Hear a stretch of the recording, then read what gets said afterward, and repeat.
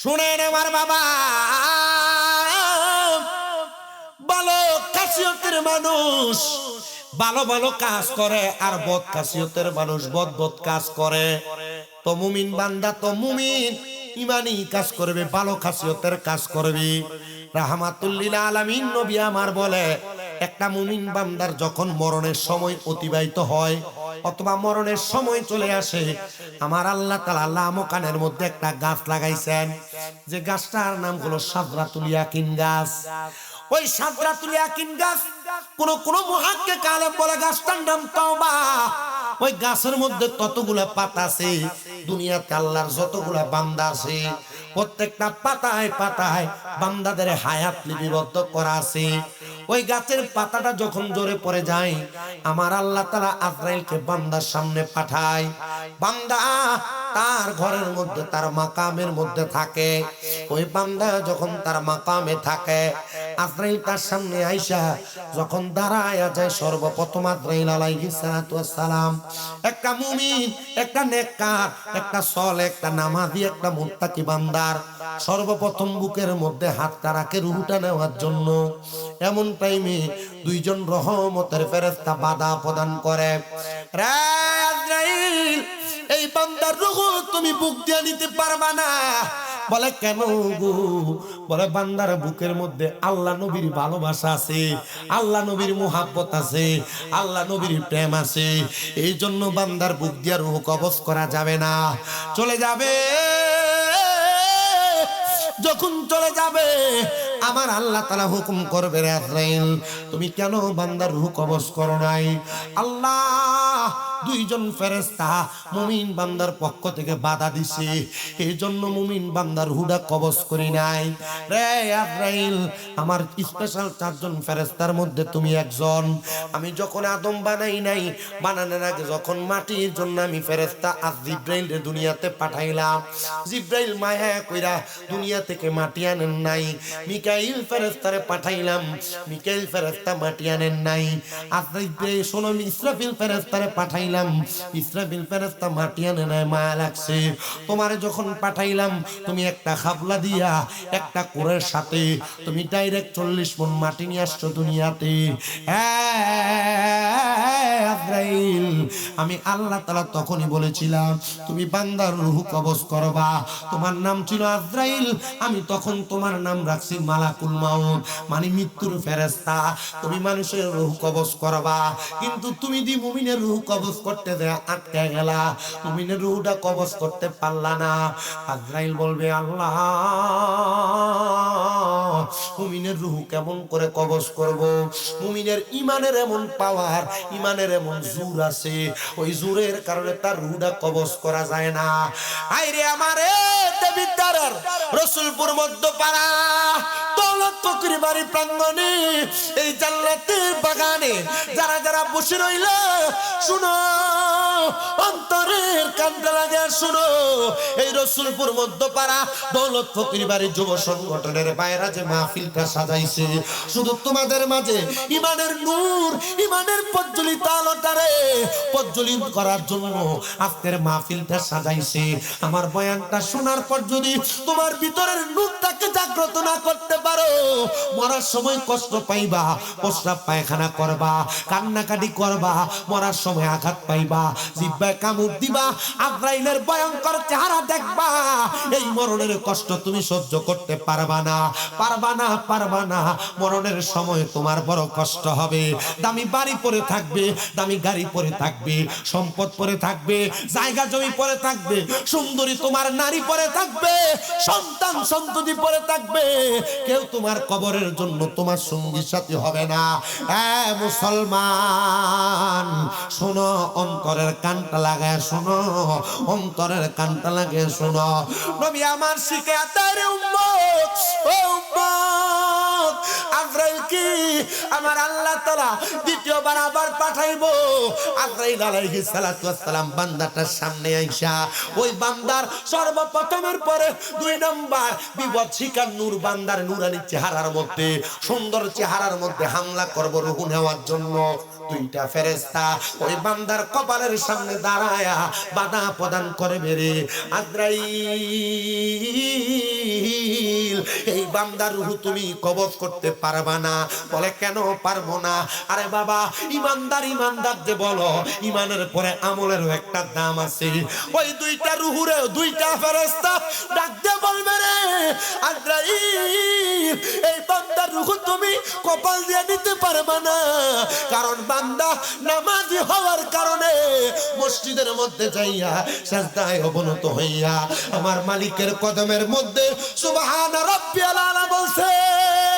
এই যুবক ভাই, এই মুরব্বি বাবা, আমার রাসূলপুরের আম্মু, ও পর্দার অন্তরালের মা, তোমরা যে নামাজ ছেড়ে দাও, তোমরা যে রোজা ছেড়ে দাও, যদি তুমি নামাজ না পড়ো গো, আজরাইল যে হাতের ভিতরে 40 মণ মাটি আছে, ওই হাতটা যদি তোমার মুখটার উপরে থাবা দিয়ে ধরে, দুনিয়াতে তোমার মুখের চেহারার রং পাল্টে যাবে। দেখবেন চেহারা বড় সুন্দর, বেনামাজি বেঈমান হওয়ার কারণে চেহারা বিগড়ে যায় মরণের সময়, দেখতে ভালো লাগে না। আর যদি ইমানদার হয়, মুমিন হয়, চেহারা যদি কালো হয়, মরার সময় দেখা যায় মনে হয় মুস্কি হাসি দিয়া রাখছে। তাহলে মহিলারা মুমিন হওয়ার দরকার আছে না নাই? পুরুষরা মুমিন হওয়ার দরকার আছে না নাই? আমলওয়ালা হওয়ার দরকার আছে না নাই? নামাজি হওয়ার দরকার আছে না নাই? রোজাদার মুত্তাকি হওয়ার দরকার আছে না নাই? সবে আছে জানে, কিন্তু আমল করতে রাজি না। শুনো মুমিন বান্দার, নামাজি বান্দার কপালের মধ্য থেকে বাধা দেওয়া হবে। আজরাইল কপালটা দিয়া রুহুটা কবজ করো না। বলে কারণটা কি? বলে কপালটার মধ্যে নামাজের নূর আছে, নামাজ পড়ার কারণে কপালটা বড় প্রজ্বলিত নূর দেখা যায়। আজরাইল 2 নাম্বার বারেও ফিল আবার আল্লাহর কাছে ফিরা যাবে। আল্লাহ আবার হুকুম করে আজরাইলকে পাঠাবেন। আজরাইলের দুনিয়াতে আইসা রে মুসলমান, আবার দ্বিতীয়বার বান্দার ডান বাহু বরাবর হামলা করবে রূহ নেওয়ার জন্য। ডান বাহু থেকে আবার 2 জন ফেরেশতা করসের মতো বাধা দিব। আজরাইল ডান দিক দিয়ে রূহ নেওয়া যাবে না। বলে বলো কি? বলে হ্যাঁ, কারণ বান্দার ডান দিকে তার দান এবং সদকাগুলো আছে, এই জন্য বান্দার ডান দিক দিয়ে রূহ নেওয়া যাবে না। আজরাইল তৃতীয়বার আবার চলে যাবে। আমার আল্লাহ তাআলা আবার আজরাইলকে 4বার প্রেরণ করবে। আজরাইল 4বার আইসা বান্দার বাম বাহু বরাবর হামলা করবে রূহ নেওয়ার জন্য। বাম দিক থেকে আবার 2 জন ফেরেশতা বাধা প্রদান করবে। আজরাইল বাম দিক দিয়ে রূহ নেওয়া যাবে না। বলে কারণটা কি? বলে বান্দার বাম দিকে তার মা বাবার খেদমত আছে, এই জন্য বান্দার বাম দিক দিয়ে রূহ কবজ করা যাবে না। আজরাইল ডাক দিয়ে বলবে আল্লাহ, ও গো মাবুদ মাওলা, বান্দার কোন জায়গা দিয়া তো রূহ নেওয়া যায় না। আল্লাহ বান্দার রূহ আমি কেমনে কবজ করব? আমার আল্লাহ জানায়া দেয় রে আজরাইল রে, বান্দা যদি মুমিন হয়, বান্দা যদি ইমানদার হয়, ইমানদার বান্দা যখন মারা যাবে বিকাউলি লা ইলাহা ইল্লাল্লাহ ফাদাখালাল জান্নাহ, বান্দা লা ইলাহা ইল্লাল্লাহর কালেমা পড়ার কারণে ওই বান্দাটা জান্নাতে প্রবেশ করবে। জান্নাতি বান্দা কালেমা পড়া ছাড়া মরবে না। আহারে ও আজরাইল রে, এই বান্দারে কষ্ট দিয়ে মারা যাবে না। বান্দা মরণের কষ্ট টের পাবে না। আল্লাহ কেমনে কবজ করব? বলে বান্দা ঘুমন্ত, বান্দা তার কাজে ব্যস্ত, বান্দা মরণের আগে কালেমা পড়বে রে, কালেমা পড়বে। বান্দাটা কালেমা পড়ার সুযোগ দাও। বান্দার মুখ দিয়া যে বাতাসটা বের হবে, বান্দার মুখ দিয়ে রুহুটা কবজ করে নিয়ে আসবা। আজরাইলে দাঁড়িয়ে থাকবে। ওই বান্দা যখন কালেমা পড়বে, বান্দার মুখ দিয়ে রুহটা কবজ করবে, কোনো কথা নাই, কোনো শব্দ নাই, কোনো নড়াচড়া নাই। রুহু আলাদা, দেহের কোনো দাম নাই। রুহু আলাদা, তোমার সন্তান, তোমার স্ত্রী, তোমার বন্ধু বান্ধব আর বলবে না আব্দুর রহমান, আব্দুল করিম, আব্দুর রহিম, শামীম, রাজা, বলবে শুধু কবরের লাশ, বলবে শুধু মরা লাশ, বলবে শুধু মরা লাশ। চিন্তা করে দেখো, দেহ তোমার পরে থাকবে আশেক লেখে, দেহ তোমার চর্মচর গলে পচে যাবে, শিরায় উপশিরাগুলো ছিন্ন ভিন্ন হবে, মন্ডু মেরু দণ্ড সবই হবে খণ্ড খণ্ড, মন্ডু মেরু দণ্ড সবই হবে খণ্ড খণ্ড, সকলেই হবে তোমার পরে। মন আমার কেন বান্ধ দালান ঘর, একদিন মাটির ভিতরে হবে ঘরে। মন আমার কেন বান্ধ ঘর, মন আমার কেন বান্ধ দালান ঘর, প্রাণ পাখি উড়ে যাবে পিঞ্জর ছেড়ে,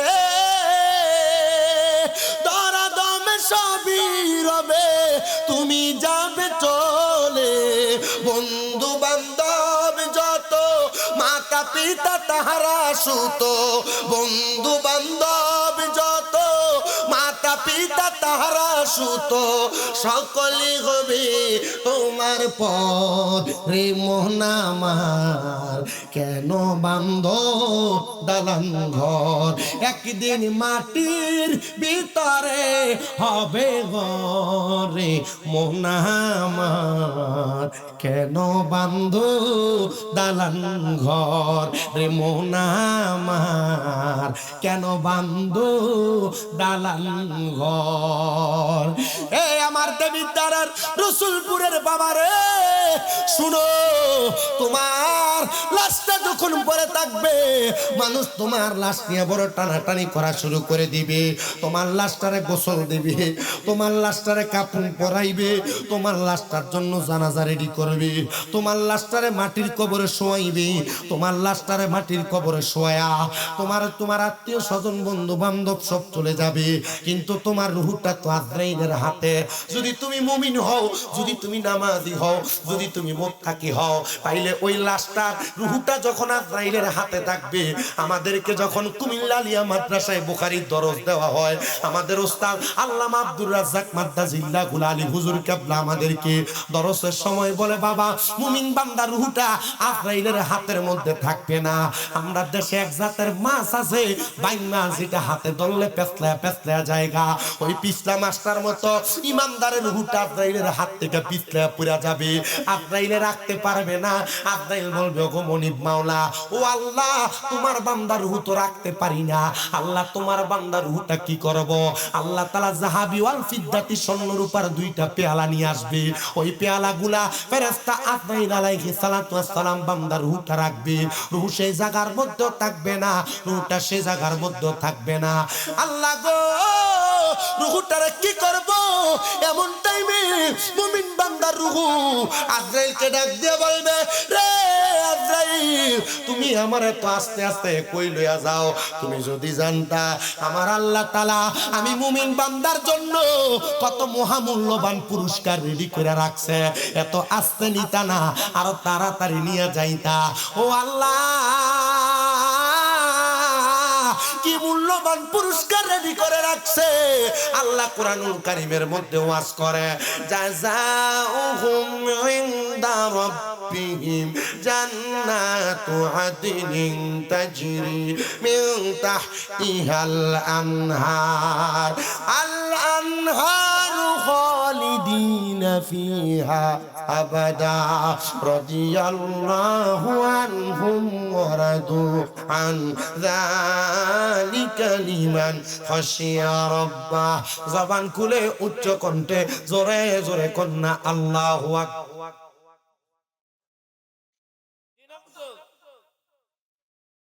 মুমিন বান্দার দাম কত? রুহুটা লয়ে আজরাইলে প্রথম আসমানের সামনে 19 জন ডাইনে 19 জন বামে ফেরেশতা দাঁড়ানো। নতুন দুলাইলে যেমন ভাবে ফুল ছিটায় মানুষ, আজরাইল যখন রুহু নিয়ে প্রথম আসমানের দিকে যাবে 19 জন ফেরেশতা বলবে হালাও ওয়া সাহালান মারহাবান মারহাবান দুয়ুফুর রহমান, দুয়ুফুর রহমান, স্বাগতম স্বাগতম হে আল্লাহর মেহমান, হে আল্লাহর মেহমান বলে স্বাগতম।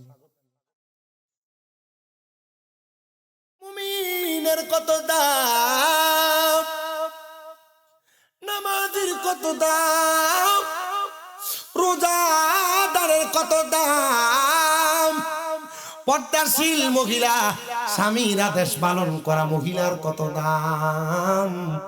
সোনারে ও মুসলমানেরা, অন্তরের কানটা লাগে শোনো। আল্লাহ কোরআনে কয় ওই বান্দাটার যখন ফেরেশতারা স্বাগতম জানাইব রে, আমার আল্লাহ তাআলা ওই বান্দাটার জন্য একটা স্পেশাল জান্নাত রাখছে, স্পেশাল জান্নাত।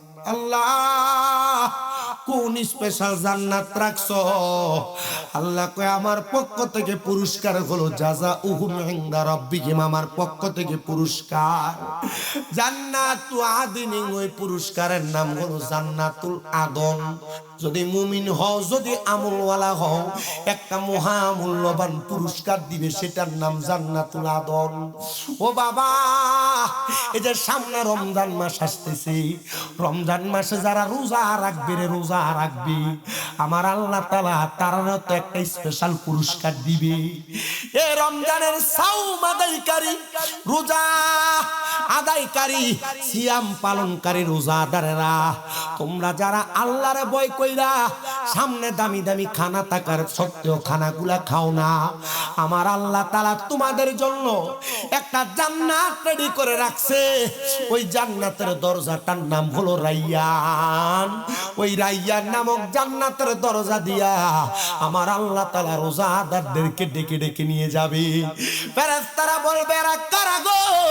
আল্লাহ বলবে রে ফেরেশতার দল, এরা হলো সেই বান্দারা যারা সুবহে সাদেকের মধ্যে সাহারি কইরা সারাদিন সামনে দামি দামি খাবার থাকার সত্ত্বেও ইফতারের পূর্ব মুহূর্তে সুন্দর সুন্দর খাবারগুলা সামনে নিয়া যারা আমি আল্লাহর ভয় কইরা তারা দামি খানাগুলা মুখে তুলে নাই, এরা হলো সেই বান্দা সিয়াম পালনকারী সায়েম। এই বান্দাগুলার জন্য আমি আল্লাহ তাআলা মহামূল্যবান পুরস্কার রাইয়ান নামক জান্নাতের দরজাটা খুলে দিছি। জান্নাতীরা যতক্ষণ পর্যন্ত রাইয়ান নামক দরজা দিয়ে প্রবেশ না করবে, ততক্ষণ পর্যন্ত আমার আল্লাহ তাআলা রাইয়ান নামক দরজাটা বন্ধ করবে না। কিন্তু আমাদের সমাজে এমন অনেক দাড়িওয়ালা মানুষ আছে, রমজান মাস আসলে এরা ডায়াবেটিস বেড়ে যায়, রমজান মাস আসলে এরা আসেনি, রমজান মাস আসলে এরা প্রেসার বেড়ে যায়, রমজান মাস আসলে রোগ বালা মুসিবত বেড়ে যায়, রমজান মাস আসলে গ্যাস্ট্রিক বেড়ে যায়, একটু পরে পরে খানা না খাইলে তার প্রেসার ডায়াবেটিস লো আর হাই হয়ে যায়। সিটারের দল, তোমরার জন্য তো আমার আল্লাহ তাআলা কবরে কঠিন আযাব রেডি করে রাখছে। শোনা, রমজান মাস আসলে যারা পর্দার তলে যায় রসুলপুর বাজারে খাও, যারা পর্দার তলে লাগায়া লাগায়া রসুলপুর বাজারে তোমরা মানুষের দোকানের মধ্যে ঢুকা ঢুকা খাও, আবার সারাদিন গরুর মতো খায়া এলাকার মধ্যে যদি কোনো জায়গায় ইফতার মাহফিল হয়, দেখবেন মুখটারে এমন ভাবে মুচ্ছা যায় মনে হয় একদিন না টানা 3 দিন রোজা রাখছে বেরোজদারটা।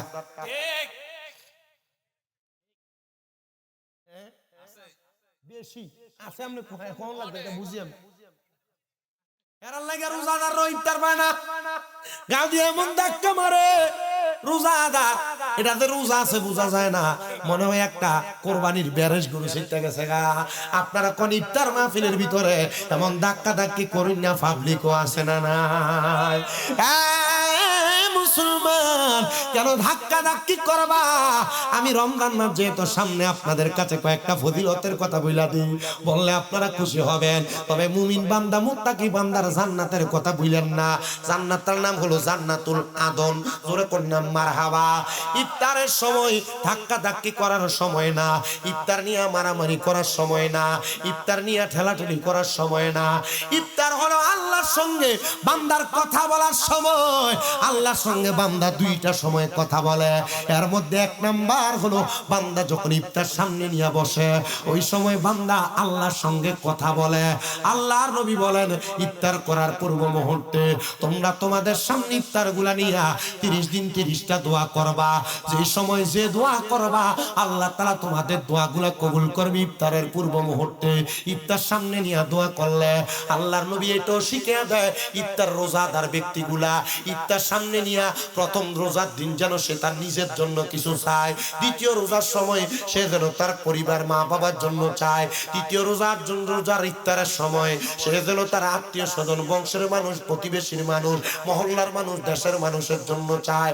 আর বাকি 27টা রোজার সময় বান্দা যেন দুনিয়ার যা ইচ্ছা তা চাইতে পারে, আল্লাহ তাআলা তারে সব দান করে দিবে। শুধু তাই নয়, আল্লাহর নবী কয় দুনিয়ার রোজাদারেরা তোমরা যখন ইফতার করবা রে ইফতার করবা ইফতার করার সময় তোমরা একটা খেজুর বাড়ায় নিবা, তোমরা ইফতার করার সময় একটা গ্লাস দুধ বাড়ায় নিবা। নবী আমার কয় উম্মত দুনিয়ার কোন উম্মতে মুহাম্মদী যদি তার একটা খেজুর দ্বারা কোনো মানুষ ইফতার করায় অথবা এক গ্লাস দুধ দ্বারা কোনো মানুষ ইফতার করায় অথবা এক গ্লাস পানি দ্বারা ইফতার করায়, রোজাদার ব্যক্তি যে রোজা রাইখে সওয়াব পাইছে ইফতার করানোর কারণে ওই আল্লাহর বান্দাটা রোজাদারের সমপরিমাণ সওয়াব পাবে। কিন্তু রোজাদারের আমলনামা থেকে একটু রোজার সওয়াবও কাটা যাবে না। এই জন্য বাবারা এলাকাতে যখন ইফতার মাহফিল করবেন রোজাদাররা দাওয়াত দিয়ে এলাকার গরিবদের ইফতার দিয়ে লাভ হবে। এই উদ্যোগটা নিলে কোনো গুনাহ হবে না, অসংখ্য সওয়াবের ভাগীদার হবেন। তবে সাবধান সতর্ক করে বাবা রোজাদাররা ইফতার যখন করবেন একটু সাবধানতা অবলম্বন করে রমজান মাসের ইফতারটা করবেন। বলে হুজুর কেন? কারণটাকে আমরা একটু জানতে চাই। কারণ হলো রমজান মাসের রোজাদাররা ইফতার যখন সামনে নিয়ে বসে যখন বান্দাটা আল্লাহর কাছে চক্ষু বন্ধ করে দোয়া করে আমার আল্লাহ বান্দারে মাফ করে, বান্দার বংশরে মাফ করে, বান্দার মা বাপরে মাফ করে। কিন্তু বান্দা যখন রোজা রাখার পরেও উনি আর জমিনের মধ্যে হারাম কাজগুলো ত্যাগ করতে পারে না। রোজা তাদের জন্য না, রোজা তাদের জন্য না, রোজা তাদের জন্য না, অথচ নির্লজ্জের মতো রোজাদারদের সাথে ইফতার করার জন্য বসে যায়। সাবধান গো, সতর্ক বার্তা তাদের জন্য যারা রমজানের রোজা না রাইখা রমজান মাসের মধ্যে এমন ভণ্ডামিগুলা করে। আল্লাহ তাদের থেকে আমাদেরকে হেফাজত দান করো। আরেকটা কথা বলে দিয়ে যাই রে মুসলমান, রমজান মাসের তারাবির ব্যাপারে বলে দিয়ে যায় আমরা যারা সুন্নি মুসলমান রমজান মাসে আমরা 20 টাকার তারাবি পরে অভ্যস্ত। কিন্তু আমাদের সমাজে এক শ্রেণীর মানুষ আমাদেরকে 20 টাকার তারাবি থেকে 8 টাকার তারাবিতে পদার্পণ করাইতে চায়। বান্দা এমনি তো ইবাদত করে না, এমনি তো নামাজ পড়ে না। রমজান মাস আসলে যেহেতু বান্দা 20 টাকার তারাবির নামাজ আদায় করে, আমরা নবীর সুন্নাহ হিসেবে 20 টাকার তারাবির নামাজই পড়ব। ফিতনার সাথে জড়িত হইবা না, একসাথে তারাবির নামাজ পড়া আল্লাহর কাছে দোয়া করবা। কারণ রমজান মাসে নেক আমল করার সওয়াবের পরিমাণ আমার আল্লাহ তাআলা 70 গুণ থেকে 700 গুণ পর্যন্ত বাড়ায় দেয়। তো এক রাকাত নামাজ পড়লে যদি 70 থেকে 700 গুণ সওয়াব পাওয়া যায়, 20 রাকাত পড়লে তো তার চাইতে আরো বেশি সওয়াব পাওয়া যাবে। তো 8 রাকাত যারা আমাদেরকে পড়ায়া আমাদের ইবাদত থেকে দূরে সরাইতে যারা ভণ্ডামি করে, এরা আমাদেরকে দুনিয়ার জমিনের মধ্যে ধোঁকা দেওয়ার চেষ্টা করে। দেখবেন নামের শেষে দিয়া লেখে আল মাদানী, আসলে এটা আল মাদানী না, এটা জাল মাদানী। আমরা ইবাদতের মধ্যে ধোঁকা দিতে চাই। রমজানে তারাবি 8 রাকাত না 20 রাকাত পড়ব, এটাই আমরা মানি। কথা কোন ঠিক কিনা? কষ্ট হয়? রমজানের তারাবি কয় রাকাত পড়বেন? 20 রাকাতই পড়ব আমরা সুন্নি মুসলমান। আল্লাহ আমাদেরকে কবুল করেন, আমিন কর। শুধু তাই নয়, তবে আমাদের সমাজের একটা খাসিয়ত আছে। যেদিন প্রথম রমজানের প্রথম তারাবি মসজিদ পুরা মুসল্লি, 10 দিন যাইতে না যাইতে মসজিদের কাতারের মুসল্লি একদিন এক কাতার করে কমতে থাকে। এমন একটা অবস্থা হয় 15 রমজানের পরে ঈদের মার্কেটিং নিয়ে ব্যস্ত হয়ে যায়, আর নামাজ কই যায় এরা জানে না, রোজা কই যায় এরা জানে না। ঈদের মার্কেটিং লয়ে যারা ব্যস্ত হয়ে দাও, নামাজ রোজার খবর তোমরা যারা থাকে না। আজকের ওয়াজটা জানি না কাজে লাগবে কিনা, তবে আপনাদেরকে আমি সতর্ক করতেছি। সানরাইতে গোলা বারুদ ফোটায়, রোজার ঈদের আগের দিন রাত্রবেলা বান্দাটা গোলা বারুদ ফুটায়, আনন্দ ফুর্তি করে। আর আল্লাহর নবী কয় দোয়া কবুল হওয়ার রাতের মধ্যে একটা রাত ওই রাতটা হলো ঈদুল ফিতরের আগের রাত্র, মানে চাঁদ রাত্রে। ওই রাতে গোলা বারুদ না ফুটাইয়া ওই রাত্রে আল্লাহর ইবাদত করলে আল্লাহ দোয়া কবুল করে। আর বান্দা বান্দিরা হাতের মধ্যে মেহেন্দি লাগাইতে লাগাইতে পুরা রাত কাইতে করে ফেলে। কথা কন না বাবা, ঠিক না বেঠি? হ্যাঁ মুসলমান মা বোনেরা, মেহেন্দি লাগানো এটা তোমার কাম না গোমা। সৌন্দর্যের জন্য সাজতে পারো, তবে রমজান ঈদের আগের রাত্রে তোমার কাম বাইরা যায়। কামটা বাড়ায়ও না। রমজান ঈদের আগের রাত্র বেলা তোমরা বেশি বেশি করে ইবাদত করবা, দেখবা আমার আল্লাহ তাআলা কবুল করবে। বেশি বেশি করে কোরআন তেলাওয়াত করবা, কবর জিয়ারত করবা, বেশি বেশি করে নামাজ পড়বা, আল্লাহ এই রাতে দোয়া কবুল করবে। ঈদের দিনে ডিজে পার্টির কনসার্ট যারা পিকআপের ভিতরে র‍্যান্ডম মার্কা ভাবে স্পিকার লাগায়া লাগায়া অবৈধভাবে রাস্তার মধ্যে গান বাজনা করে, ঈদের দিনে এত বরকত বান্দা বরকত হাসিল করে না, গান বাজনা নিয়ে থাকে না। রে মুসলমান, তুমি মুসলমানের কন্যারা ঈদের দিনে উল্টা পাল্টা জামা কাপড় পরা খোলা চুলে খোলা কেশে রাস্তা দিয়া হেঁটে হেঁটে বেড়ায়, এটা মুসলমানের আদর্শ না, এটা মুসলমানের আদর্শ না। আদর্শের ইসলাম যদি গ্রহণ করতে চাও, ঈদের দিনে নাচ গানকে বাদ দাও, ঈদের দিনে নাচ গানকে বাদ দাও, ঈদের দিনে মহিলাদের ব্যাপারটা হওয়াকে বাদ দাও, ঈদের দিনে মহিলাদেরকে এই বাড়ি ওই বাড়ি যাওয়া বন্ধ করো।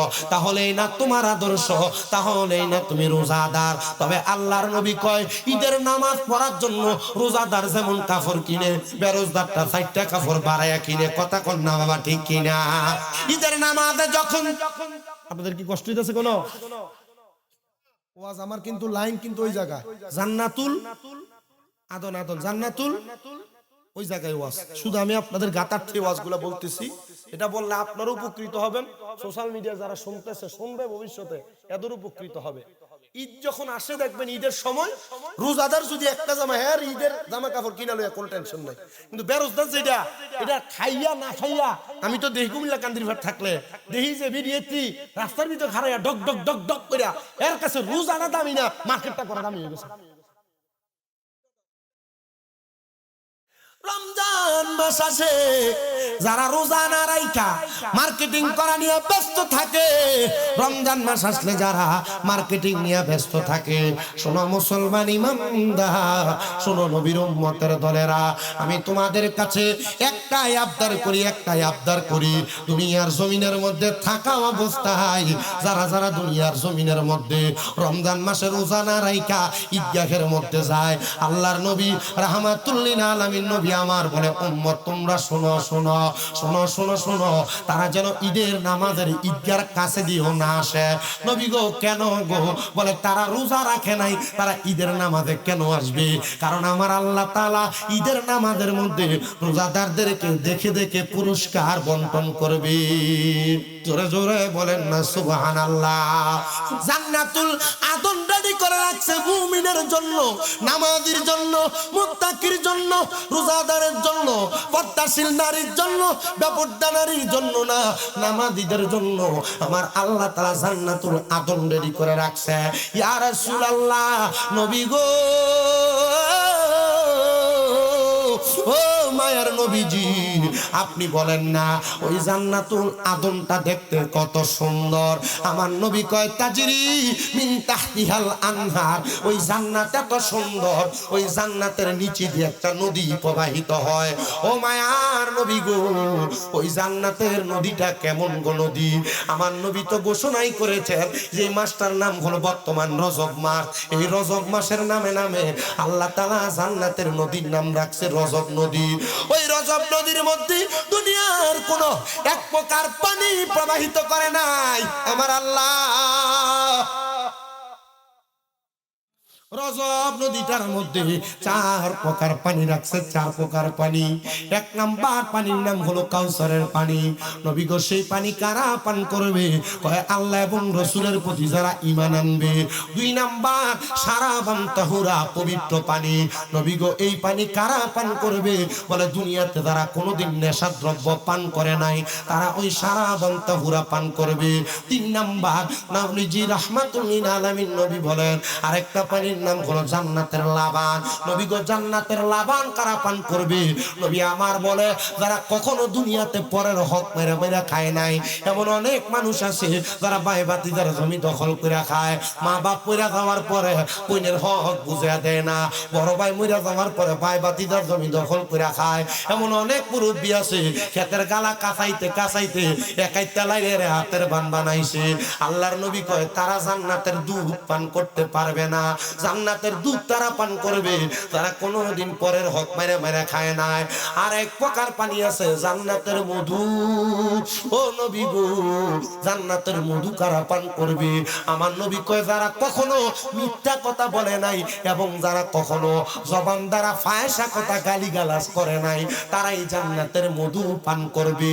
আমি সারসংক্ষেপ ভাবে আপনাদের কাছে ওয়াজটাই টানবো, একটু মনোযোগ দিয়া শোনার চেষ্টা করবেন।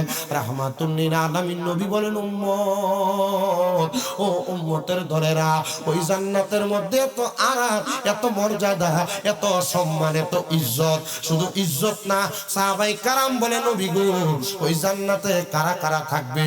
কয় রাদিয়াল্লাহু আনহুম ওয়া রাদু আন, যারা আমার আল্লাহর প্রতি খুশি হইছে, আমার আল্লাহ যাদের প্রতি খুশি হইছে তারাই ওই জান্নাতের মধ্যে থাকবে। নবী গো তারা কারা কারা গো? আমার নবী কয় যালিকা লিমান খাশিয়া রাব্বা, আল্লাহকে সবচাইতে ভয় করছে যারা, তারাই হইল দুনিয়ার জমিনে থাকা আল্লাহর জান্নাতের ভাগীদার। ও নবী আপনারা যারা ভয় করছে, আমার আল্লাহরে যারা ভয় করছে, এরা যদি জান্নাতে থাকে, আল্লাহরে যারা রাজি করছে, আল্লাহরে যারা খুশি করছে, এরা যদি জান্নাতে থাকে, তাহলে জান্নাতে যাওয়ার মতো কোনো কাম তো আপনি হিসাবটা মিলিয়ে দেখেন।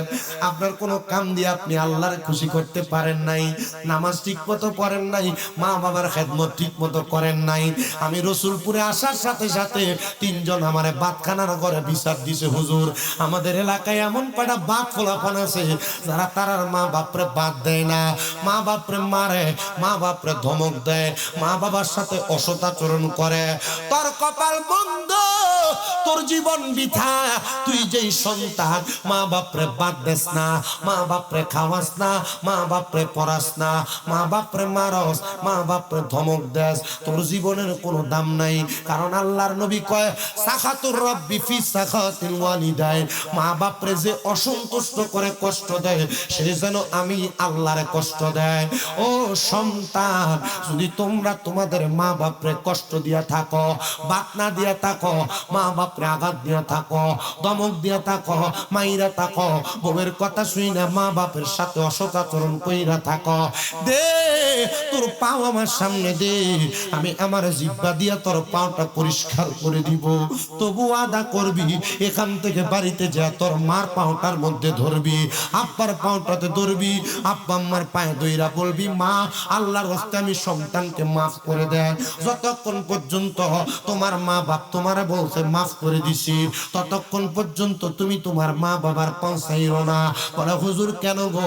কারণ আমার আল্লাহ তাআলা বলেন উম্মত, আল্লাহ তাআলা নবীর মাধ্যমে বলে, নবী বলেন উম্মত রিদার রাব্বি ফি রিদাল ওয়ালিদাইন, মা বাবা খুশি হইলে আমার আল্লাহ খুশি হয়, মা বাপ সন্তুষ্ট হইলে আমার আল্লাহ সন্তুষ্ট হয়। মা বাপ যতক্ষণ না খুশি হবে ততক্ষণ পর্যন্ত মা বাবার পাও ছাইরো না, মা বাবার পাও ছাইরো না, মা বাবার পাও ছাইরো না। আমি জানি না এলাকার সন্তানেরা তারার মা বাবার পায়ে ধরে মাপ চাইবে কিনা।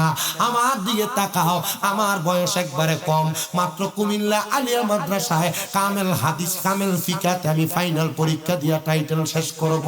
কিন্তু বাবা আমি আমার এলেমের জোর দিয়া ওয়াজ মাহফিল করি না। আমি ওয়াজ করি মাদ্রাসায় যখন ক্লাস 6-7 এ পড়ি, আমি আমার ওয়াজে শুই না আম্মা আব্বার পায়ে চুমা দিলে আল্লাহর জান্নাতের চৌকাঠে চুমা দেওয়ার সওয়াব পাওয়া যায়। আমি বাড়িতে আইসা আমার মা আমার আব্বা জানের ঘুমন্ত অবস্থায় পায়ে চুমা দিছি। এরপর থেকে আজকে 9 বছর অতিক্রম করছে আমার ওয়াজের বয়স। আল্লাহ তাআলা আমার মাঠে ময়দানে ওয়াজ মাহফিল করায়। আমি বিশ্বাস করি রে একমাত্র আমার মায়ের সম্মান, আমার আব্বা জানের সম্মানে আল্লাহ তাআলা আমার দাম বাড়াইছে, আমার ইজ্জত বাড়াইছে, আমার মর্তবা বাড়াইছে। আপনারা আমারে প্রধান বক্তা বানাইছেন, আমার কোনো যোগ্যতায় না, একমাত্র আমার মা বাবার দোয়ার বরকতে। আজকে রসুলপুরের মাহফিল কবুল হবে কিনা এটার গ্যারান্টি কেউ দিতে পারবে না, তবে আমি একটা গ্যারান্টি দিয়া যায়, একটা গ্যারান্টি।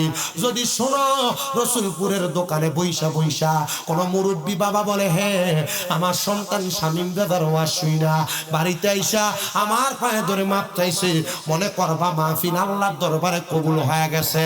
কোন মা বাবা যদি পর্দার অন্তরালের একজন আর একজনের কাছে বলে, আমার সন্তান তো কোনোদিন আমার লগে অন্যায় করে নাই, আমার পায়ে ধরে মাপ চাইছে, আমার সন্তানটা আল্লাহ যেন তারে কবুল করে, মনে করবা মাহফিল আল্লাহর দরবারে কবুল হয়ে গেছে। অনেকে চিন্তা করে, হুজুর গো আমি তো কোনো অন্যায় করি নাই, আমি তো কোনো মা বাবার সাথে পাপ করি নাই, আমি কি আমার মা বাবার পায়ে ধরবো নাকি?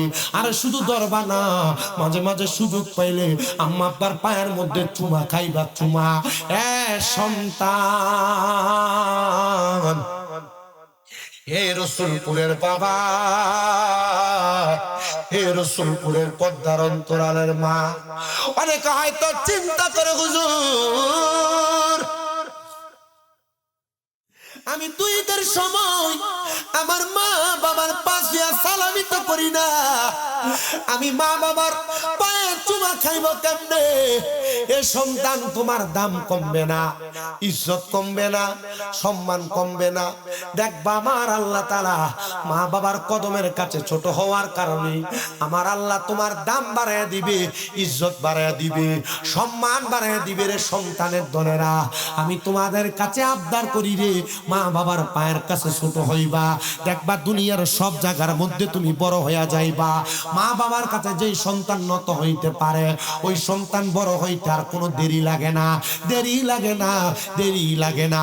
আমি আপনাদের কাছে আল্লাহ তাআলার একজন খাস বান্দার কথা আমি আপনাদেরকে শোনাই, একটু মনোযোগ দিয়া শোনেন, যার নাম হইল হযরত ইউসুফ মাখতুমি রহমাতুল্লাহ আলাইহি।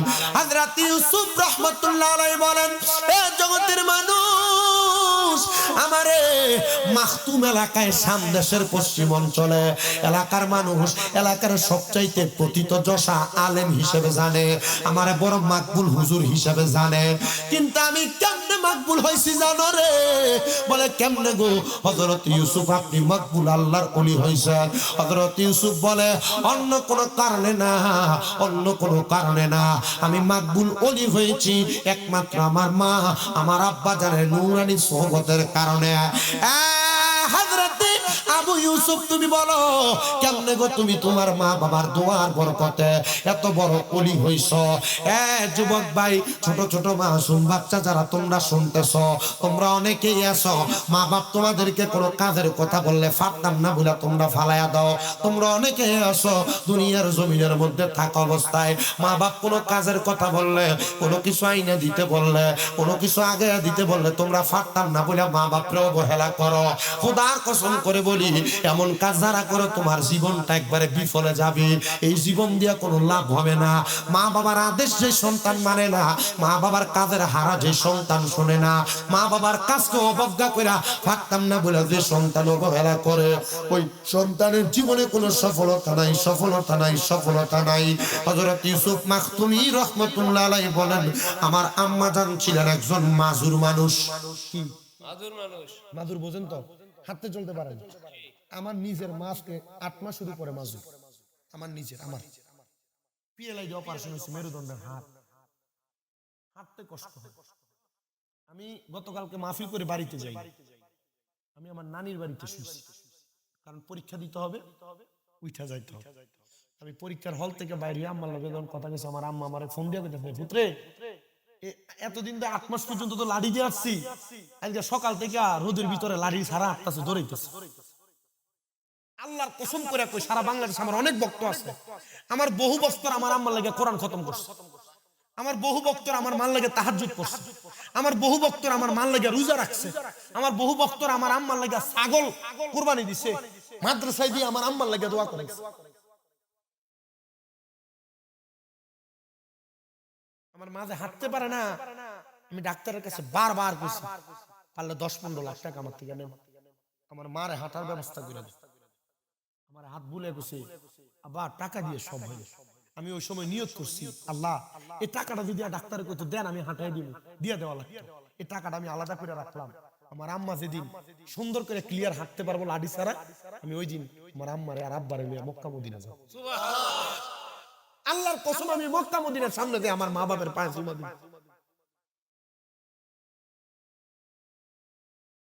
আমার আম্মা যখন প্রথম, আপনার যারা মা বাপ কোনো কাজের কথা বললে আপনার যারা অবহেলা করেন, ধমক দেন, আল্লাহর কসমে রত্নরে এখন থেকে যত্ন না করলে আপনার জীবনের কোনো দাম নাই, কোনো দাম নাই। সব নিয়ে একসাথে দিত, সেটা দিতাম। কীর্তনী বানান, আপনার কি কইছি আমি বানাইতে? এখন বুঝি মা অসুস্থ, এখন আর টেবিলে আসে না।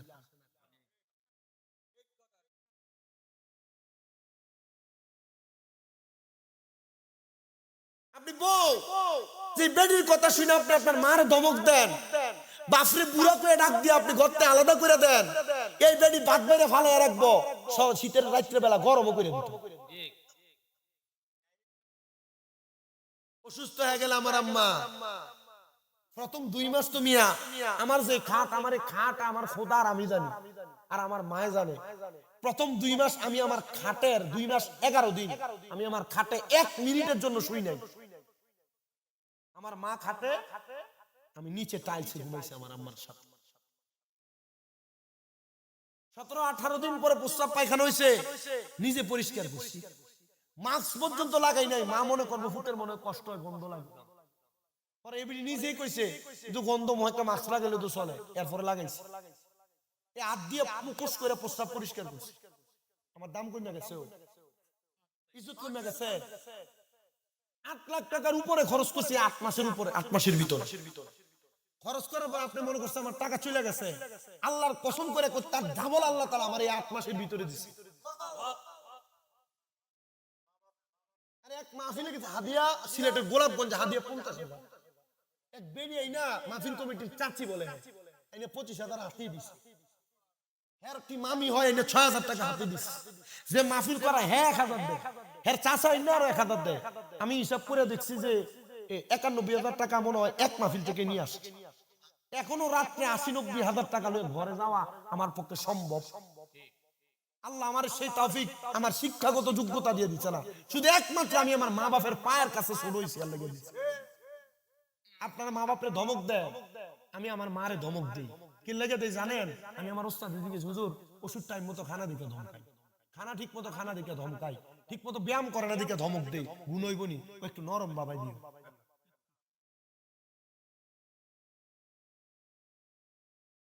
কষ্ট পায়। এই গত জুমার আগের জুমা আমি জুমার নামাজ পড়তে রেডি হইছি। আপনার কাছে দুনিয়াটা দুনিয়া মনে হয়, মা বাপের কিছু মনে হয় না। আরে দুনিয়ার বন্ধু বান্ধব স্ত্রী পুত্র সবাই একদিকে থাকবে, তোর মা বাবা একদিকে থাকবে। যদি এটা মনে কইরা আম্মা আব্বারে যদি খেদমত কইরা দুনিয়া থেকে যাইতে পারো, তুমি দামি, আর নচে তোমার এই জীবনের কোনো দাম নাই। গত জুমার আগের জুমা আমি গোসল কইরা রেডি হইয়া মোটরসাইকেলে চাবিটা লেগে আম্মার রুমে গেছি। আমি বাইর হই, আমার আম্মা খাটের উপর গড়ানি দিয়ে কান্দাছে, চোখের পানি পড়তেছে। আমি কান্না দেখি, আমি দিকে কি দইছে আপনার কন্যা, কারণ কয় না, আমার চোখের পানি চলে আসছে ওদের কান্না দেখি। আমার আম্মা উঠছে গড়ানি দিয়ে, লাঠিটা ধরে আটটাছে আর পিছন দিয়া বারান্দার দিকে আগে কইতাছে, তুই কিছু খাইয়া একটু পানিও খাইয়া যাইতে পারতেছিস। আর এই মাই জুমার দিনে আমার দায়িত্ব তোলে, খানো খাওয়া, কত রকমের খানা আমার টেবিলে দিয়ে রাখে। আমি তো বুঝছি আমার মা কান্দে কি লেগে। আপনারা যারা এখানে আছেন, আল্লাহর নবী কয় ওই ব্যক্তির কপাল মন্দ, ওই ব্যক্তি হতভাগা, ওই ব্যক্তি দুর্ভাগা যার মা বাপ দুনিয়াতে পাইলো কিন্তু সে জান্নাত কামাই করে নিতে পারলো না। তার মতো হতভাগা দুনিয়াতে আর কেউ নাই। ধমক দিছেন, দাম কমে যাইবো, বাপের ফায়ে ধরলে ইজ্জত কমে যাইবো। আমি বলছি আপনাকে, আমি বলছি আপনি আজকে এখান থেকে যে বাপের পায়ে ধরবেন, আপনি এখান থেকে যে আপনার মার পায়ে ধরবেন। খোদা কি কসম করে বলি, যতক্ষণ পর্যন্ত আপনার মা বাপ মুখ দিয়ে কইছে যে ফুত তোরে মাফ কইরা দিছি, ততক্ষণ পাও ছাইরেন না। কারণ কি? কারণ এরা বেজাত তো রব বেজাত, রব বেজাত তো জাহান্নাম রেডি। এরা খুশি তো রব খুশি, রব খুশি তো জান্নাত রেডি। দুনিয়ার টাকার পেছনে আপনি ঘুরা লাগবে না, টাকা আপনার পেছনে ঘুরবে। সম্পদের পেছনে আপনি ঘুরা লাগবে না, সম্পদ আপনার পেছনে ঘুরবে। আমি তো দুনিয়ার কোনো যোগ্যতা সম্পূর্ণ ব্যক্তি না, এক এক করে 6টা মাদ্রাসা আল্লাহ আমার দিয়ে করাইছে। আমার যেই পরিমাণ ছাত্র বাংলাদেশে, আলহামদুলিল্লাহ আমার এক একজন ছাত্র কোরআনে হাফেজ হইয়া বিভিন্ন জায়গায় খেদমত করতেছে। আমার 5টা ছাত্র গত মাসে হাফেজ হইয়া পাগড়ি নিয়ে বাইরেছে। আগামী রমজানের আগে 8টা ছাত্র কোরআনে হাফেজ হইয়া বের হবে। এটা আমার যোগ্যতা না, আমি বিশ্বাস করি আমার মা বাবার কাছে আমি নত। আল্লাহ আমার দুনিয়াতে দামি বানাইছে, আপনিও হন, আপনারও বানান। কষ্ট দেন, অসুবিধা, মনে মনে কষ্ট হয়। আম্মা আব্বারে আপনি আপনার বাপে আপনার কাছে 100 টাকা চাইয়া নেওয়ার লাগে। আমি আমার আব্বার লোক মাঝে মাঝে দুষ্টামি করি। দুষ্টামিটা কিতা? আমার এই কথাগুলা আপনার কাছে মনে হইতেছে আমি আমার পরিবারের কিচ্ছা কই। আমার এই কথাগুলা বহু পরিবারের জন্য উপরে উঠার একটা মাধ্যম। বহু পরিবার, আরে আপনি আমার বাড়িতে যান, আমার বাড়িতে মাঝে মাঝে, আমি তো আমার বাড়িতে আমার বক্তব্য জায়গা দিই না এখনো পর্যন্ত। যে গোসায় না মোল্লারা, আমরা হুজুরা যেটা একটা মাহফিল তো বছরে করে, আমি আমার বাড়িতে কোনো মাহফিলও করি না। এমনও যে মাঝে মাঝে আসে, এমনিও আসলে আমার বাড়িতে খানা কোন ফল কোন সব লইয়া রেডি থাকে। আমি তো জায়গা দেই না, দাওয়াত দেই না, এমনি চলে আসে, এমনিও সব নিয়ে আসে। কি লেগে জানেন? শুধু একমাত্র মা বাবার কদমে ছুটো হই, নত হই। আমি আমার বাপরে দেখলে, আমার ড্রাইভারটা থাকলে গোপনে জিগান যায়, নিজে কইব। আমি আমার বাপরে দেখলে মাঝে মাঝে, তোমার দেখলে আমার ডর লাগে। কি লেগে ডর লাগে? তুমি কোন সময় আমার কাছে কি যাবো? এবার নিজের ভগের টেহা দিয়া মানুষের উদ্ধার করে, নিজের ভগের টেহা দিয়া ধরেন যে আত্মীয় স্বজনের অমুক দেয়। যে লোকগুলা আমার আম্মার অসুস্থতার সময় ফরের বেলা ভাত রান্নবো কেটা লোক কয়ে ফেলছিল আমার ভাই। কথা কি বুঝছেন আপনারা? আমি কইছিলাম যে কারে দিছো? আমার মার খেদমত করে আমার ভক্ত নরসিংদী বাড়ি বেরিয়ে যায়, আমার আম্মার খেদমত করে হোমনা বাড়ি বেরিয়ে যায় আমার ভক্ত। আরেক বেড়ি বাড়ি বড়ুরা আমার আম্মার খেদমত করে। আমি কইলাম এটির ভিতরে লাখ টাকা খরচ হয়, আমার লস নাই। কিন্তু যেটি আমার মার অসুস্থতার সময় আমার মার পাশে ছিল না, ইটার লগে আমার কোনো সম্পর্ক নেই। কারণ তোমার বিপদে যে তোমার পাশে থাকবো, এটা তোমার সবচাইতে ভালো বন্ধু। তোমার টেহা আছে, পয়সা আছে, পকেট মানি ভর্তি আছে, তোমার লগে লগে ঘুরতেছে। বিদেশ থেকে আউনের পরে দেখবেন 2-1টা বিদেশির লগে 2-3 জন বন্ধু একটু বালা বালা 10 দিন 15 দিন বেশি থাকে, টেহাটা শেষ, বন্ধু শেষ। যেটা তোমার টেহার সময় তোমার লগে আছে, কামাইয়ের সময় লগে আছে, সম্পদ ইনকামের সময় লগে আছে, এটা তোমার খাস বন্ধু না। যেটা তোমার বিপদে তোমার পাশে আছে, এটাই তোমার উত্তম বন্ধু। বন্ধু বান্ধবের জন্য মা বাপ ত্যাগ দেওয়া যাবে না, স্ত্রীর জন্য মা বাপ ত্যাগ দেওয়া যাবে। যদি কোনো স্ত্রী বলে আরে বেরিয়ে তো বোকা মিয়া, বেরিয়ে বোকা, এরা শ্বশুর শাশুড়ি খাইতে চায় না, জালে জালে ঝগড়া কইরা শ্বশুর শাশুড়ি জুদা কইরা দেয়। সকালে করে, দুপুরে করে, রাত্রে করে, করেনি? এই দেবিদ্বারের রসুলপুরের মহিলারা, সোশ্যাল মিডিয়ার মাধ্যমে শুনতেছেন বাংলাদেশের যে মহিলারা, শুনেন আপনারা আপনাদের শ্বশুর শাশুড়ির কোনোদিন জুদা করেন না। কারণ কি জানেন? কারণ নবীজি শিখিয়ে দেয়, কোন সন্তান যদি তার কামাই অর্জিত অর্থ থেকে তার মা বাপরে আর তার বোনেরে খরচ করে খাওয়ায়, আল্লাহ তাআলা তার সম্পদে তারাক্কি দান করে। তো বেডি তুই তোর শ্বশুর শাশুড়ির খাওয়াইলে আল্লাহ তোর কামাই বরকত না দিব তো জামাই। কথা কয় না? সালাক বেরিয়েতে শ্বশুর শাশুড়ির ভালাইয়া খায় না, সালাক বেরিয়েতে শ্বশুর শাশুড়ি ভালাইয়া খায় না, আর হুতে বেট হয়ে গেছে। এটা বেডির কথা হইন না দামাই বাহ, যদি এই 1000 টাকা খোঁজে এ বাইরে 1000 টাকা কেমনে দেয় বা বড় সিং ইয়া আব্বা তো 1000 টাকা বলছে, না না 1000 টাকা দিও না, 500 দাও। তুই বেডা তুমি ওই সময় টাকাওয়ালা মিয়া, ওই সময় সম্পদওয়ালা, আব্বা কইছে ফুতরে 1000 টাকা লাগবে। যখন তুমি কইতে পারবা যাব্বা মানি ব্যাগে আছে লই যাই, এসবে না টিহাওয়ালা, কি লাড্ডু টিহাওয়ালা। তোমার এই টাকার কোনো দাম নাই, পয়সার কোনো দাম নাই, সম্পদের কোনো দাম নাই, যদি তোমার সম্পদ থেকে তোমার মা বাপ না খুশি হইতে পারে। কালকে ওয়াজের রেজাল্ট দিবে আমাকে, আমার দাওয়াত দিছে কে? এমনি নাম নাকি ইব্রাহিম রেজবি, আমার দাওয়াত দিছে। কালকে ওয়াজের রেজাল্ট যাবে আমার কাছে। যদি শুনি যে হ্যাঁ শামীম রাজার ওয়াজ শুনে এলাকার ফোলা ফাইনে মা বাপের ফাঁয়া দিয়ে ধরছে, দাম কমে দেবো, ইজ্জত কমে দেবো। মা বাপ বুড়ে গেছে, ফাঁয়া ধরলে ইজ্জত সম্মান কমবো? রাজি আছেন ফাঁয়া ধরতে? হাত তোলেন, কারা কারা ধরবেন? আল্লাহ কবুল করো, আমিন কর। যারা মা নাই, যারা বাপ নাই, এরা কার মা বাপ আর পায়ে ধরবে? এরা কার পায়ে ধরবে? আল্লাহর নবী বলেন, উম্মত শোনো, যাদের মা বাবা কবরে, তাদের মা বাবা কবরে যাওয়ার পর ওই সন্তানের ক্ষমা চাওয়ার মতো কোনো উপায় নাই, ক্ষমা চাওয়ার মতো কোনো সময় নাই, ক্ষমা চাওয়ার কোনো সুযোগ নাই। হুজুর আমি কেমনে আমার মা বাবার পায়ে ধরবো? নবী আমার শিখিয়ে দেয়, মা বাবার ইন্তেকালের পরে সন্তান যদি মা বাবার কবরের সামনে যায় পশ্চিমটারে পিছ দিয়া মার মুখ বরাবর হইয়া বাবার মুখ বরাবর হইয়া হাত উঠিয়া বলে রব্বির হামহুমা কামা রব্বায়ানি সগীরা ওয়া কুর রব্বির হামহুমা কামা রব্বায়ানি সগীরা। আল্লাহ তাআলা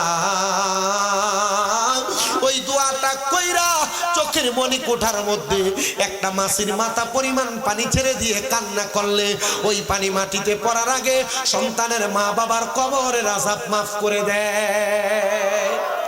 মা বাপ নাই, মাফ চাওয়ার সুযোগ নাই, দোয়া করবে। আপনি যখন দোয়া করবেন মা বাপ কবরে আল্লাহর সঙ্গে মুলাকাত বলবেন, হ্যাঁ ও মাগফিরাতু লাহুমা, আল্লাহ আমার মা বাবার দোয়ার বরকতে তুমি আমারও মাফ করো, আমার সন্তানের দোয়ার বরকতে তুমি আল্লাহ আমারে যেমন মাফ করছো আমার ফুতেরও মাফ করে দাও। আপনি দোয়া করবেন দুনিয়া, মা বাপ দোয়া করবো কোন জায়গা? অনেকে তো আমরা কইছে মরণের পরে মৃত্যু ব্যক্তি আর কিছু করতে পারে না। আর না, আমি হাদিস শরীফ পড়ছি শুধু একটা টানা 13টা হাদিস। কয়টা? মুসনাদে আহমদ, তিরমিজি শরীফ, বুখারী, মুসলিমের হাদিস, মুসান্নাফ আব্দুর রাজ্জাক সনিদে হাদিস বর্ণনা করছে। 13টা হাদিস আছে কবরবাসীর জন্য। দুনিয়ার মানুষ দোয়া করলে কবরবাসীর লাভের জন্য করে না, নিজের লাভের লেগে করে। জীবিতরা কবরবাসীর জন্য দোয়া কার লেগে করে? কবরবাসীর লেগে না, কার লাভের লেগে করে? নিজের লাভের জন্য। 13টা হাদিস পড়ছে এই ব্যাপারে। আলহামদুলিল্লাহ করবেন, দোয়া করবেন ইনশাআল্লাহ। এটা অভ্যাসে পরিণত করবেন। প্রতি শুক্রবারে যখন সময় পান ছোট বাচ্চাটারে কোলে লইয়া হাতে লইয়া কই যাবেন? কবরের সামনে যাবেন, যা জিয়ারত করবেন। আপনার সাথে বেদাত কইতে কইতে আপনার ফুতে দেখবেন মরার পরে কবরের সামনে দিয়েও যান। আমার মসজিদের যে সেক্রেটারি যিনি আমানুল্লাহ চৌধুরী, আমি যে মসজিদে জুমা পড়াই, ওনারে আমি সবসময় দিই ওনার ছেলেদেরকে নিয়ে জুমার পরে কবর জিয়ারতে দাঁড়ায়।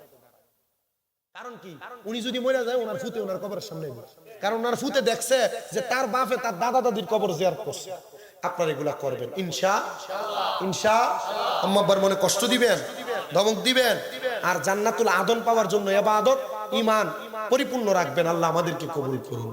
ফেরেশতো কি সালামি দেনে ওয়ালে হাবিব নবী কামলে ওয়ালা মেরাজে যায় নবী কামলে মারহাবা মারহাবা বলো হাবা মারহাবা মারহাবা বলো হাবা। জিবরাইল হুকুম পাইয়া মক্কায় আসেন দাওয়াত লইয়া, জিবরাইল হুকুম পাইয়া মক্কায় আসেন দাওয়াত লইয়া। উম্মে হানির ঘরে পাইলেন নবী কামলে ওয়ালা, উম্মে হানির ঘরে পাইলেন নবী কামলে ওয়ালা। মারহাবা মারহাবা বলো মারহাবা মারহাবা মারহাবা মারহাবা বলো। গুপ্ত তত্ত্ব প্রকাশিতে ডাকলেন মাওলা মেরাজেতে, গুপ্ত তথ্য প্রকাশিতে ডাকলেন মাওলা মেরাজেতে। গভীর রাতে বোরাকে চলে আর সমু আল্লাহ, গভীর রাতে বোরাকে চলে আর সমু আল্লাহ। মারহাবা মারহাবা বলো হাবা মারহাবা মারহাবা বলো হাবা। মেরাজে যায় আল্লাহর হাবিব নবী কামলে ওয়ালা, মেরাজে যায় আল্লাহর হাবিব নবী কামলে ওয়ালা। মারহাবা মারহাবা বলো মার। সকল নবী ইন্তেজারে মসজিদুল আকসায় নবীর তরে, সকল নবী ইন্তেজারে মসজিদুল আকসায় নবীর তরে। রাসূল নবী মুক্তাদি হয় ইমামে কামলে ওয়ালা, নবী রাসূল মুক্তাদি হয় ইমামে কামলে ওয়ালা। মারহাবা মারহাবা বলো মারহাবা মারহাবা মারহাবা বলো। সিদরাতুল মুনতাহা ছাড়ি রফরফে হলেন সাওয়ারি, সিদরাতুল মুনতাহা ছাড়ি রফ রফে হলেন ছাওয়ারি লামকানে গেলেন চলি লামকামে গেলেন চলি নবী কামলে ওয়ালা মারহাবা মারহাবা হাবা মারহাবা মারহাবা বলো কাবা কাবা কৌশলে অধিকারী তিনি মুদের নূরের নবী কাবা কৌশল অধিকারী তিনি মুদের নূরের নবী সশরীরে করলেন মেরাজ নবী সাল্লাল্লাহু আলা সশরীরে করলেন মেরাজ নবী সাল্লাল্লাহু আলা সেই খুশিতে পড়ো সবাই দুরূদ সাল্লাল্লাহু আল্লাহ সেই খুশিতে পড়ো সবাই শেষবার সবাই একটু মোহাব্বতে মেরাজে যায় আল্লাহর হাবিব নবী কামলে ওয়ালা মেরাজে যায় নবী কামলে লা সেই খুশিতে পড়ো সবাই দুরূদ সাল্লাল্লাহু আল্লাহ সেই খুশিতে পড়ো সবাই আল্লাহ সেই খুশিতে পড়ো সবাই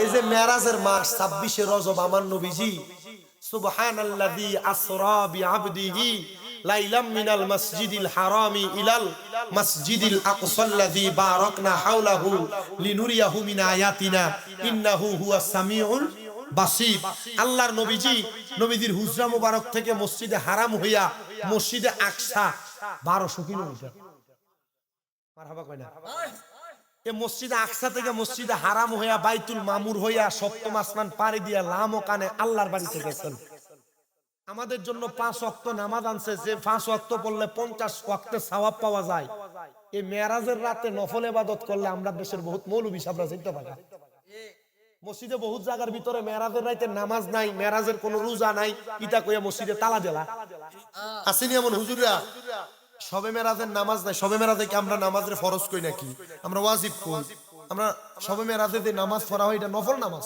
কথা বলে কি নামাজ নফল নামাজ বহুত মসজিদের ভিতরে তালা দেয় শবে মেরাজের কোনো নামাজ রোজা নাই দেয়নি এই সমস্ত হুজুরার কথা হইলেন না কথা কই আমরা মেরাজের রাতে ইবাদত করি মসজিদে খিচুড়ি ফাঁকাইবেন বিরিয়ানি ফাঁকাইবেন মিলাদ মাহফিল করবেন ওয়াজ নসিহত করবেন এলাকার মানুষ সবাই নিয়ে কবর জিয়ারত করবেন করবেন ইনশাআল্লাহ এই ছোট ছোট বাচ্চা আমরা ছোট থাকতে বুঝতাম সবে মেরাজের রাতে এই রাতে কবরস্থান পরিষ্কার করি মুই আর আগে এই দিনে কবরস্থান পরিষ্কার করতাম করতেন না আপনারা অনকালা করেনি কনফলাইনি এটি ভুলে গেছে গা এটা নাই অনকালা খুব কম আমরা বুঝতাম যে সবে মেরাজ সবে বরাত আইলে কবরস্থান পরিষ্কার করতাম কবরস্থানে আগরবাতি জ্বালাইতাম আগরবাতি আসরের সময় জ্বালাইলে টেহা শেষ হয়ে যেত পরে মাগরিবের সময় নোরা জ্বালাইলে টেহা পাইতাম না দেখা কাইন্দা দিতাম আছে না এমন কত মসজিদ কচু পাতার ভিতরে মোমবাতি জ্বালাই ছেড়ে দিছি না ভিতরে করছিনি রে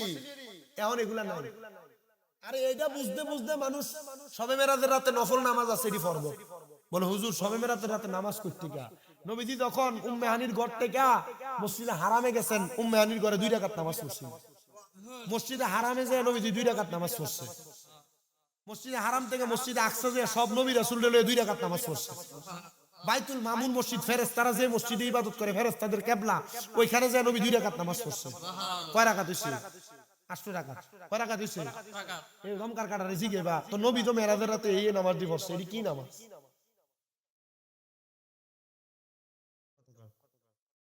জিগেবে এটি কি নামাজ বলে এটি কি নামাজ আমরা জানি না দেখে আমরা এটাতে নফল নামাজ পড়ি 8 রাকাত 12 রাকাত মারহাবা কয় না তো মারহাবা করবেন নি ইনশাআল্লাহ না মসজিদ তালা দিয়ে নেবেন না ইনশাআল্লাহ মসজিদ বেড়া মসজিদ সাজাবো ইনশাআল্লাহ মারহাবা কয় না তো মারহাবা এই দিন মসজিদের ভিতরে মিলাদ মাহফিল করবেন মোরসাবাত লাগাবেন নি মাশাআল্লাহ আল্লাহ কবুল করুক আমিন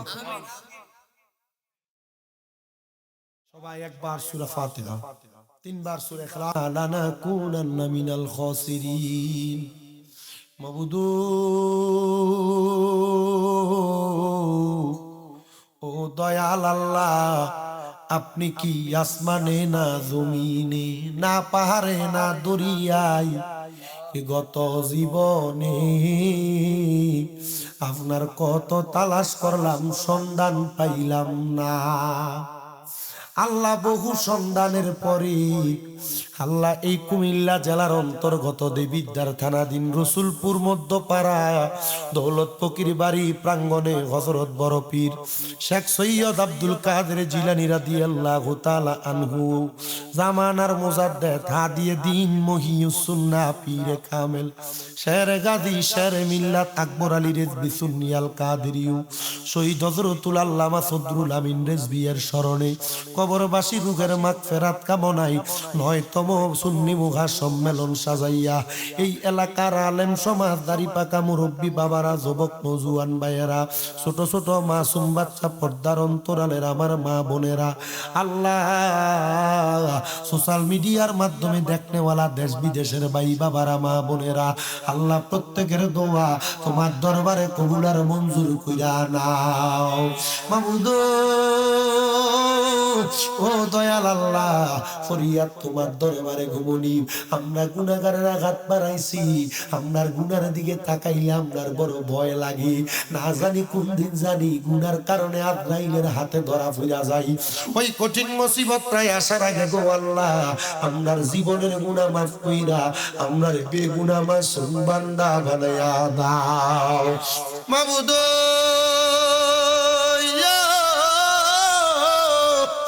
ও দয়াল আল্লাহ,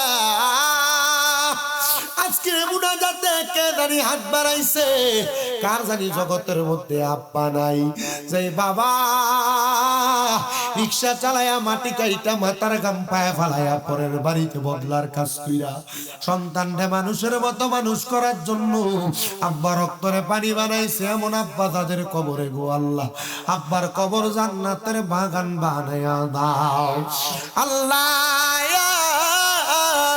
কে জানি হাত বাড়াইছে, কার জানি মানাই মা, যেই মা 10 মাস 10 দিন গর্ভে ধারণ করে সন্তানের প্রসব বেদনা সহ্য করতে বড় কষ্ট হয়েছে, নিজে না খেয়ে খাওয়াইছে, এমন মা যাদের কবরে, এমন আম্মাই আব্বার কবরে আর আযাব দিও মরিয়া গিয়াছেন আল্লাহ।